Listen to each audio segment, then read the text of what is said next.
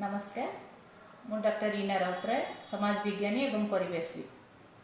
विगत 8 मास धरी समग्र विश्व कोरोना महामारी सम्मुखीन हो चलछि एवं किछि पाश्चात्य राष्ट्र मानकरे मध्य ए कोरोना महामारी पुनर्बार तार भयावहता विस्तार करिवार लागिछि।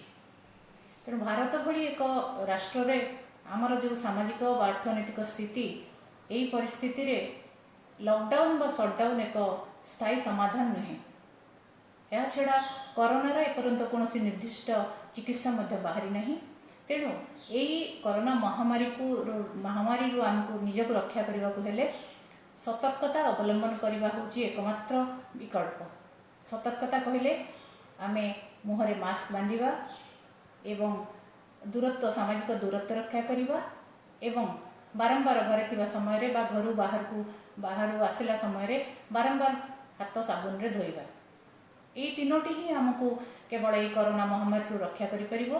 तेणु समस्त को अनुरोध जे जेमती आमे घर बाहरला बेले चप्पल टे पिंधुचु बा मोबाइल टे धरुचु किंबा हेलमेट टे पिंधुचु सेमती आमे घर बाहरला मात्रे मुहरे मास्क टे लगांतु।